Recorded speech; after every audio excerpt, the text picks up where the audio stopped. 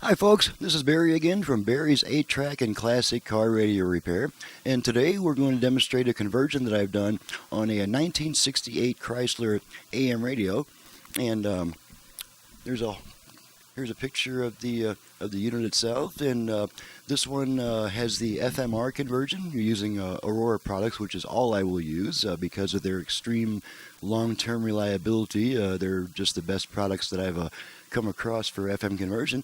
It does have the FMR FM conversion plus the USB reader and the Bluetooth features. And so today we're going to demonstrate the operation of the converted radio.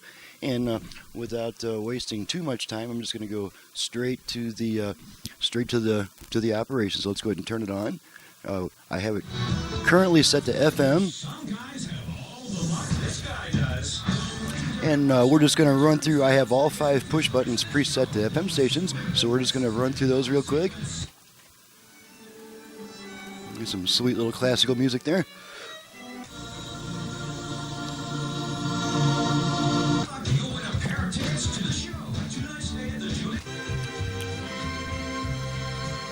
Music for over 30 years. The mix was. Okay, and now we're going to switch to AM, and the way that we do it on this radio is to turn it off and then turn it right back on within about half a second. So here we go, off, on.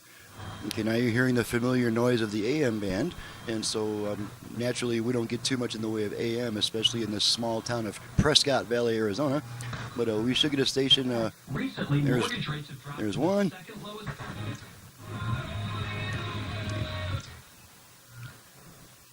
And there's a strong station we get coming up pretty quick here. Oh, I'm sorry. There we are. We're right. Thanks for the calling thing, right? So we're $20 trillion in debt and another $80 trillion. Okay, now we're going to just quick test the dial light. I think you can probably see it, barely see the dial light lighting up and flickering on and off as I press the dial light button. Okay, so we've covered the AM operation. I'm going to switch it back to FM just because I kind of like FM better. I think most people do. Okay, now I'm going to demonstrate the virtual balance and fader functions. Whenever we do a conversion on an original AM radio, the conversion actually adds the balance, left-right balance control, and the front-rear fader control. Those are all done from the tone control, and I'm going to show you how we do that. And for this, we're going to bring our output level meters into the picture so that we can see what we're doing here. We can see the results of the adjustments. Okay, there's our unit in the upper left-hand corner. We got our output level meters. Now we're going to activate the virtual left-right balance function first, and since this is a thumb wheel radio, I can't say turn it clockwise or counterclockwise, but on a Chrysler radio, the thumb wheel, turning it upwards is like turning it to the right, basically. Downwards, of course, is like turning it to the left. So with that being stated, I'm going to activate the left-right balance function by rotating the tone control twice downwards, each time returning it to the position it was once in. Now, before you make this adjustment, of course, you're going to want to move the tone control to a point that gives you enough room to rotate it in either direction. So I've got it set to about mid-range now. I'm going to rotate the control downward, activate the left-right balance functions. We're going to get some more action-filled music on here first. Okay, so here we go. I'm going to rotate it downward twice. After I finish that, you'll hear 4 beeps through the speakers, and after those beeps, then that control will adjust the left-right balance. So here we go. There's our 4 beeps. Okay, and now this control is adjusting our left-right balance. It will keep allowing you to adjust it until you take your hand off the control.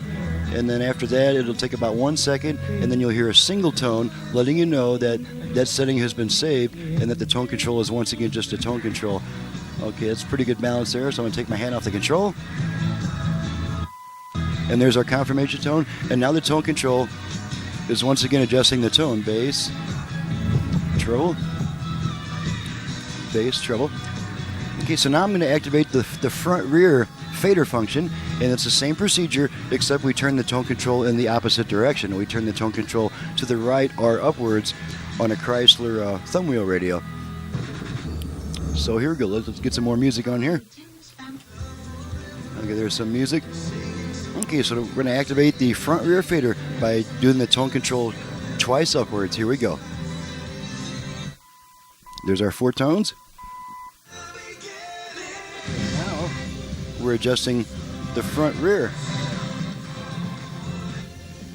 As you can see, we're adjusting the front to rear fading action. Okay, I'm going to stop adjusting it. We'll hear 1 tone. And there's our confirmation tone letting you know that that setting has been saved. And now this tone control is once again adjusting just the tone. Alrighty, so we've demonstrated that. Now we're going to demonstrate the USB reader. And now that we know that our speakers are all functioning, we're going to bring our unit back into the foreground. And I'm just going to plug a USB stick into this unit. And it will automatically start playing what's on this USB stick. I am a published songwriter with a CD on the market, so this USB stick has a few of my songs on it. I'm just going to plug it in.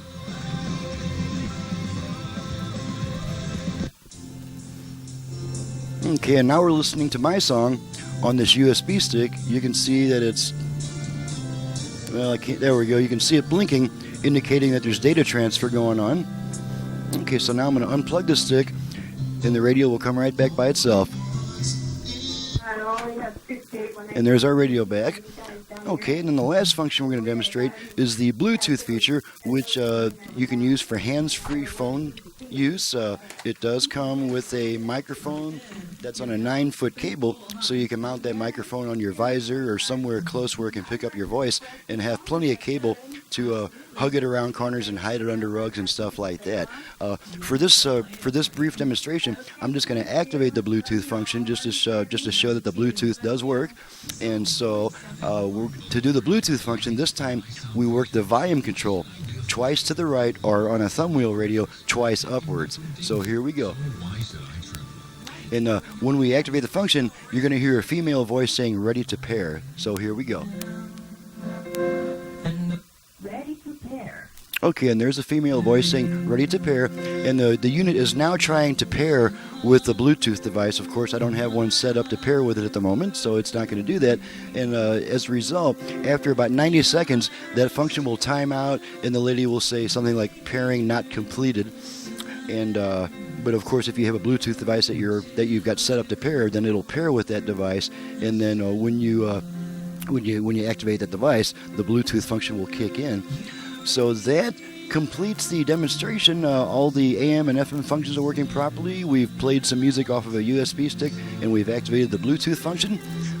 So, and we've also tested the dial amp, so we'll turn it off. And I'm going to see if I can get my pretty face back in the action here, so I can say goodbye. Thank you very much for watching and listening. If you would like me to do a job for you on your radio, you can reach me directly at 928-533-9666. Now, this is for paying repair work only. Do not call me to find parts, cosmetics, knobs, belts, or anything except for paying repair work. I don't offer any other services besides repair work and conversions. You can also visit my website. That's Barrys8trackrepair.com, Barrys 8trackrepair.com. And one of my other websites that's easier to remember is classiccarradiorepair.com, spelled the same way that it's always spelled, classiccarradiorepair.com. And there's actually a link to that site that will take you to my main site, which is Barrys8trackrepair.com. Thank you very much. This is Barry, and thank you for listening and watching.